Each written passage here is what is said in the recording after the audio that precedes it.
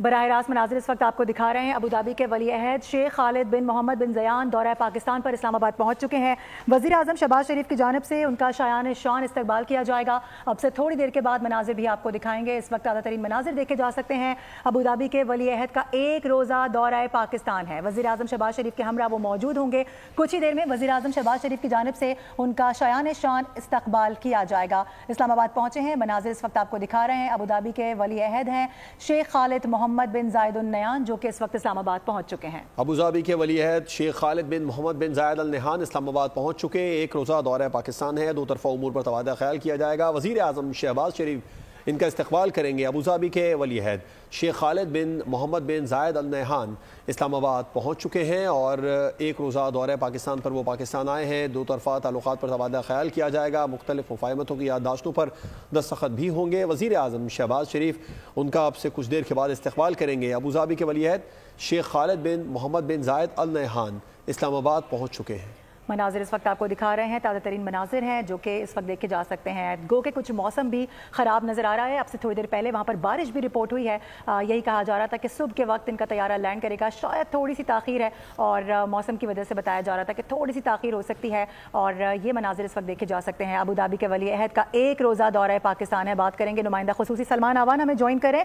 सलमान, इस्लामाबाद पहुँच चुके हैं। सिफारती ज़राए क्या बता रहे हैं, किस तरह की मुलाकात रहेगी, क्या कुछ शेड्यूल हुआ है? जी बिल्कुल, ये बहुत इंपॉर्टेंट विजिट है। इसके अंदर बहुत सारी मफाहमत की याददाश्तों के साथ कुछ एग्रीमेंट्स भी दस्तखत होने जा रहे हैं। यानी कि कुछ ऐसी चीजें हैं पाकिस्तान और यूएई के दरमियान जिनके ऊपर बड़ी नुमाया पेशरफ्त हो चुकी है दोनों ममालिक के दरमियान। और अब वो सरमायाकारी के मुआहदे, दो तरफा ताउन के मुआहदे एक हकीकत का रूप धारते हमें दिखाई देंगे। और मुस्तकबिल के लिए हम देखेंगे कि दोनों मुल्कों के दरमियान मफाहमत की मुख्तलिफ याददाश्तों पर भी दस्तखत किए जाएंगे। और उसके साथ साथ जो इम्पोर्टेंट चीज है वो ये है कि जो ये मामला है इसके अंदर अगर मैं बात करूं कि पाकिस्तान और यूएई के दरमियान दो तरफा ताल्लुकात जो हैं उस हवाले से इनके अंदर बड़ी नुमाया पेशरफ्त होगी। और जो मुलाकातें होंगी पाकिस्तानी आला क़यादत के साथ, जिसके अंदर वज़ीर आज़म शहबाज शरीफ शामिल हैं, सदर आसिफ अली ज़रदारी शामिल हैं, उसके अंदर इस ताउन को एक नेक्स्ट लेवल पर ले जाने की अब बात की जा रही है। और इसके साथ साथ निशान पाकिस्तान का एजाज़ भी दिया जाएगा शेख खालिद को, जो कि जाहिर करेगा पाकिस्तान और यूएई के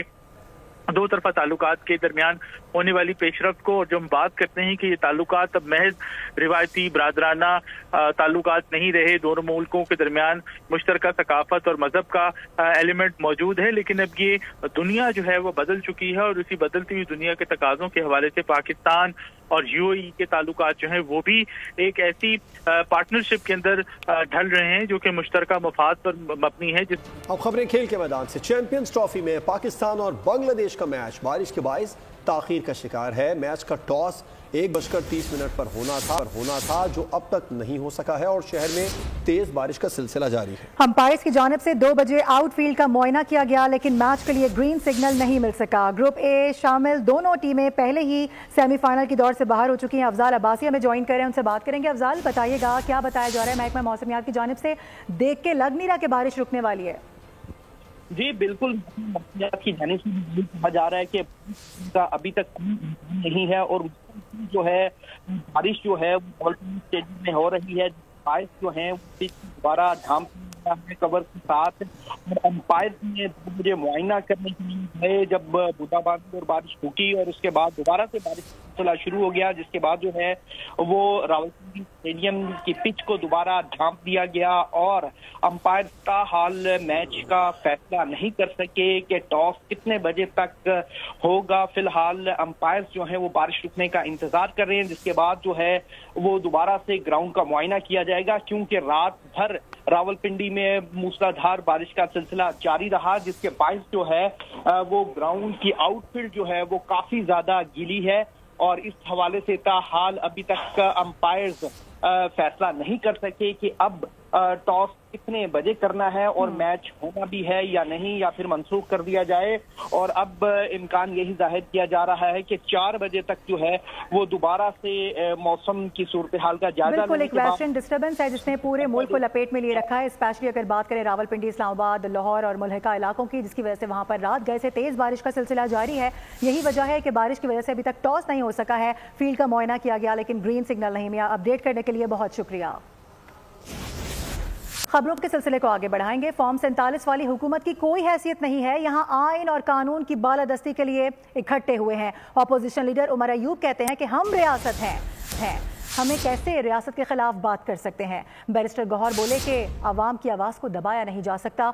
हुकूमत में बैठे लोग 50 करोड़ खर्च करके अखबार में तस्वीरें लगवाते हैं, उनकी आवाम में कोई मकबूलियत नहीं। आवाम की आवाज़ उठ चुकी सी, लोगों को ये सेंस करना होगा कि आवाम की आवाज़ को कहीं सूरत दबाया नहीं जा सकता। एक बात अटल है, अदलिया की आज़ादी होनी चाहिए, पार्लियामान की सुप्रीमेसी होना चाहिए, रूल ऑफ लॉ होना चाहिए। That's the end of it. वो लोग जो इक़्तिदार के हाउस में बैठे हुए हैं, जो एक एक पेज के सफ़े करोड़ों रुपए खर्च करके सफ़े छपवाते हैं, जो 50 पेज की अपनी पब्लिसिटी करवाते हैं, आवाम में उनकी कोई पजीराई नहीं आपने देखा। मेरी कॉन्स्टिट्यूशनल पोजीशन है, मैं स्टेट हूँ, मेरे साथ जो साथी हैं MNAs वो स्टेट है, बाकी जो है वो औजार है स्टेट के। औजार उठ के स्टेट को नहीं पूछ सकते हैं। वज़ीर इत्तलात कहते हैं कॉन्फ्रेंस के लिए कोई रुकावट नहीं है, हकीकत सबके सामने है। बंद कमरे में भी आइन और कानून की बालादस्ती की बात नहीं कर सकते। शाहिद खाकान अब्बासी का कहना है बानी PTI और मैं एक पेज पर नहीं। फॉर्म 47 की हुकूमत ने मुल्क में आइन और कानून का मजाक बना दिया है। कह रहे हैं बिल्कुल इजाज़त है, कोई रुकावट नहीं है। और यहाँ प्रेसिडेंट सेक्रेटरी खड़ी हुई है, अंदर पुलिस खड़ी हुई है, मजिस्ट्रेट भी को होगा। ये हुकूमत को आपस का नहीं पता कि क्या कर रहे हैं। इधर ही करने के बाद हमने तो चीज़ें कर ली है। भाई साहब, आपको वजह इन्होंने बताई है कि क्यों नहीं करने दी जा रही? वजह क्या है? 144 का निफाज है क्या? आइन आज मुल्क में गाली बन है। आइन की बात करना मुल्क में मुमकिन नहीं है। आप बंद कमरे में भी या पाकिस्तान में आइन की, जमहूरियत की, कानून की बालादस्ती की बात नहीं कर सकते।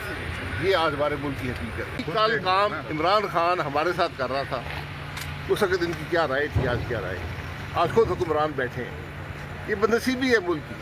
अब इमरान खान और आप एक पेज पे आ गए हैं। मैं इमरान खान एक पेज पे नहीं है। MQM का मैंडेट छीनकर वडेरों को दिया गया। लोगों के साथ सोतेली माँ का सलूक कब तक रखेंगे? MQM रहनुमा फारूक सत्तार की न्यूज़ कॉन्फ्रेंस। कहा तालीम और मईशत दोनों का कत्लेआम जारी है। ये पैसे अगर आप खा गए हैं तो इसकी तहकीकात होनी चाहिए। वज़ीर आला को भी कटहरे में खड़ा होना चाहिए। ये शहर 95% कमा कर देता है। इस शहर के लोगों ने क्या कसूर किया है?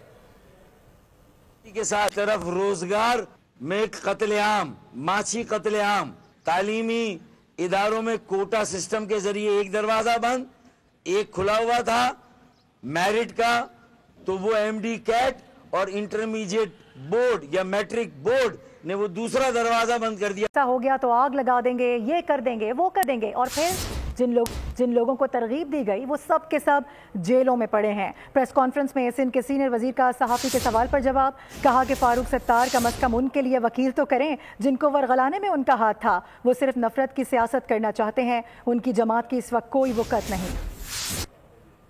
जिन्होंने कहा था कि अब अगर ये हुआ तो हम ये आग लगा देंगे और ये कर देंगे, जिनको वरगलाने में फारूक सत्तार साहब की और उनकी पार्टी का हाथ था कि आग लगाओ, जलाओ करो, घेराव कराओ, एक दफा फिर शहर में नस्ली फसादात कराओ, एक दफा फिर शहर में लसानी फसाद कराओ, फिर हुकूमत जब उनके बंदे पकड़े तो फारूक सत्तार साहब कैसे चुप होकर बैठ गए? फारूक सत्तार साहब की और उनकी पार्टी जो है वो उसका एग्जिस्टेंस है नहीं कि फारूक सत्तार साहब जिस सीट से भी हैं आज रिजाइन करें, कल दोबारा इंतखाबात लड़ते हैं। जिस सीट से मैं जीता हूँ, मैं रिजाइन करता हूँ, कल भी मैं दोबारा इंतखाबात लड़ता हूँ। पता चल जाएगा फारूक सत्तार साहब को कि फारूक सत्तार साहब को पब्लिक ज़्यादा पसंद करती है या उनकी बात को लोग सही समझते हैं या हमारी बात को लोग सही समझते हैं। खबरें और भी हैं, आप तक पहुँचाएंगे ब्रेक के बाद। साथ रहिए। खेल के मैदान से अहम खबर है। रावलपिंडी में पाकिस्तान और बांग्लादेश के दरमियान होने वाला चैंपियंस ट्रॉफी का मैच मनसूख कर दिया गया है। बारिश के बायस मैच मनसूख किया गया। इंतजार किया गया 3:30 बजे तक। 1:30 बजे टॉस होना था लेकिन वो टॉस नहीं हो सका। अब 3:30 बजे ये फैसला किया गया मैच रेफरी और अंपायर्स की जानिब से कि ये मैच किया जाएगा क्योंकि बारिश का सिलसिला बंद नहीं हुआ। तेज बारिश के बायस पाकिस्तान और बांग्लादेश का मैच मनसूख कर दिया गया। बिल्कुल ऐसा ही है। और ये कहा जा सकता है अगर क्वालिफाइड में से कोई टीम सामने होती हरीफ में तो शायद 1 पॉइंट का सिला मिल जाता पाकिस्तान को, लेकिन दोनों ही टीमें वो टीम्स हैं इस वक्त जो कि क्वालिफाई नहीं कर चुकी हैं और वो नहीं पहुंची हैं, सेमीफाइनल की दौर से बाहर हो चुकी हैं। तो ऐसे में ये मैच एक अलामती मैच था। इसका कोई फायदा होने ना होने पे शायद ना होता, लेकिन अभी खबर ये मौसूल हो रही है कि बारिश के बायस फिल वक्त ये मैच मनसूख कर दिया गया है। दोनों टीमों को 1-1 पॉइंट दे दिया गया है, लेकिन इसके बावजूद भी शायद ये कहा जा सकता है जवाब के इन जो पॉइंट्स हैं इनका कोई फायदा नहीं है क्योंकि ऑलरेडी दोनों टीम्स जो हैं वो बाहर थी, चैंपियंस ट्रॉफी की दौर से ही बाहर हो गई थी। तो शायद आज अपने अपने घरों का रुख करेंगी दोनों। बिल्कुल ऐसी है, रस्मी मैच था। इस मैच में पाकिस्तान और बांग्लादेश दोनों को एक एक पॉइंट मिला, लेकिन उस पॉइंट का कोई फायदा नहीं हुआ क्योंकि न्यूजीलैंड और भारत की टीमें दोनों ही दो मैचेस खेलकर 4-4 पॉइंट्स के साथ जो पॉइंट्स टेबल है उसमें यके बाद दीगरे हैं। और न्यूजीलैंड और भारत का जो मैच होगा वो मैच ये डिसाइड करेगा कि ग्रुप की जो टॉप टीमें हैं वो कौन सी टीम है। तो सेमीफाइनल के लिए भारत और न्यूजीलैंड पाकिस्तान के पोल से कंफर्म हो चुकी हैं। चैंपियंस ट्रॉफी में पाकिस्तान और बांग्लादेश का मैच मनसूख कर दिया गया। आगे बढ़ते हुए आपको बताएं कि इंसदाद दहशतगर्दी अदालत ने मुस्तफ़ा आमिर अगवा और कत्ल केस में गिरफ्तार मुल्ज़िमान अरमगान और सिराज से जिस्मानी रिमांड में मजीद 5 रोज़ की तौसीक़ कर दी है। अदालत की जानिब से मुल्ज़िमान का मेडिकल चेकअप कराने का भी हुक्म सामने आया। आइंदा समात पर तफ्तीश मुकम्मल करके पेशरफ्त रिपोर्ट पेश करने का हुक्म। समात के दौरान अरमगान की गिरफ्तारी और असलहा बरामदगी से मुतालिक रिपोर्ट भी ATC में जमा करा दी गई। और मुस्तफ़ा आमिर कत्ल केस की तहकीकात भी जारी है। मकतूल की कब्र कहाँ है, जानते हैं। हमारे साथ मौजूद है कफील अहमद।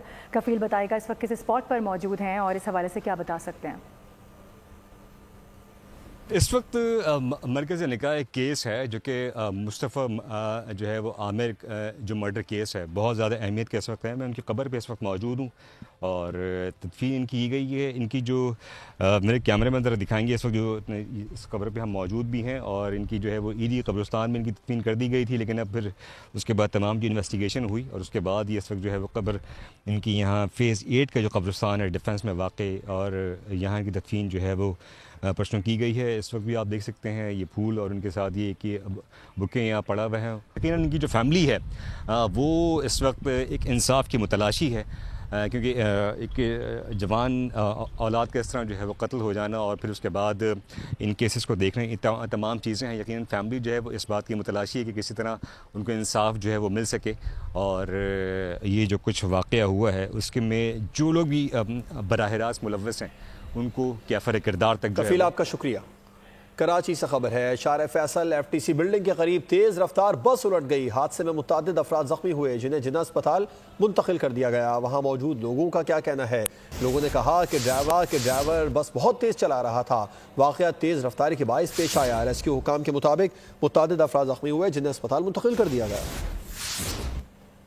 माह सियाम की आमद से कबल ही गिरां फरोश फ़ाल हो गए हैं। फलों, अशयाए खुरनूश की कीमतों में खुद साख्ता इजाफा कर दिया। मज़ीद तफसीलात कराची की नुमाइंदा मरियम हसन से। मरियम अपडेट कीजिएगा, गिरां फरोश यहाँ पर मुतहरिक हो गए हैं कराची में। माह रमज़ान की आमद से कबल ही गिरां फरोश एक बार फिर से जो है वो बाज़ारों में सरगर्म हो गए हैं और बुनियादी अशिया जो हैं वो जो हैं उनके दाम आसमान से बातें करते नज़र आ रहे हैं। खुसूसन अगर हम केले की बात करते हैं तो खाली केला जो कि आम दिनों में 60 से 80 रुपये फ़ी दर्जन फ़रोख्त किया जाता है, आज 250 रुपये फ़ी दर्जन फ़रोख्त हो रहा है। शहरी मौजूद हैं, उनसे बात करते हैं। सर आप बताइएगा, आपने काफ़ी हद तक ख़रीदारी की है अभी बाज़ार से, क्या समझ रहे हैं रेट्स कहाँ चले गए? रेट्स जो है वो काफ़ी ऊपर चले गए हैं और जिससे ये गवर्नमेंट ने लिस्ट वगैरह की कहा है तो इनके यहाँ कईयों के यहाँ तो लिस्टें ही नहीं है, वो अपनी मनमानी से जो है ना पैसे चार्ज कर रहे हैं और रमज़ान की आमद जैसे होती है इनके यहाँ महंगाई हो जाती है। अम्मा आप बताइएगा कि क्या सूरत हाल है? बस फ्रूट ज़्यादा महंगा, सब्जी तो फिर भी कुछ बेहतर है। फ्रूट बहुत महंगे हैं बेटा, और भी चीज़ें जो हैं। गरीब आदमी कैसे रमज़ान अल्लाह मालिक अब क्या कर सकते हैं, हालात देख रहे हैं आप खुद भी। बेसन, चिकन समेत जो है दीगर की कीमतें भी जो है आसमान से बातें करते नज़र आ रही हैं, लेकिन ज़िला इंतज़ामिया हमें कहीं पर भी नज़र नहीं आ रही कि वो आए और आकर जो है कीमतों को जो है वो काबू में रखे। मरियम बहुत शुक्रिया। मलका कोहसार मरी का रुख करेंगे जहां वक्फे से बारिश और जालाबारी का सिलसिला जारी है। सर्दी बढ़ गई है, सयाह हसीन नज़ारों से भरपूर लुत्फ उठा रहे हैं। मजीद बता रहे हैं आरिफ सईद। से जारी बारिश का सिलसिला आज भी वक्फे से जारी है। सुबह से बारिश का सिलसिला जारी था, लेकिन अचानक ही याला बारिश शुरू हो गई और शदीद याला बारी हुई है, जिससे यहाँ पर हर तरफ सफेदी छा गई है। सियाह जो थे वो भी याला बारी से खूब लुत्फानंदोज हुए और इस टाइम बारिश भी और याला बारी दोनों का सिलसिला जारी है। यहाँ ये बताता चलूँ कि महकमा मौसमियात के मुताबिक अगले 24 घंटे तक जो है वो इसी तरह बारिश और यालाबारी का सिलसिला जारी रहेगा।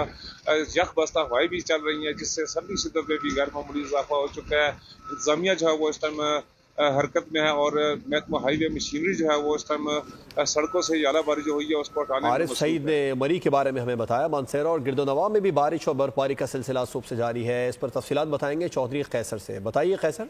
गिरदनवा में बारिश और बर्फबारी का सिलसिला एक मरतबा फिर शुरू हो चुका है, जिसकी वजह से मानसर हाउस के गिरदनवा में सर्दी की शिद्दत में इजाफा हो गया है। वादी नलाम, वादी कगाम, वादी शुक्राम, पटाकुंडी, झील सफर मलूक और बाबूसर टॉप पर बारिश के साथ साथ हल्की बर्फबारी का सिलसिला जो है वो वक्फे से जारी हो गया है।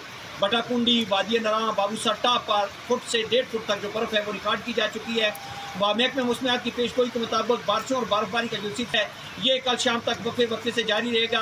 KDA के एहलकारों ने जो बंद रस्ते थे बर्फबारी की वजह से। न्यूज़ बुलेटिन से फिलवक्त विजिट कीजिए bolnews.com और देखते रहिए बोल।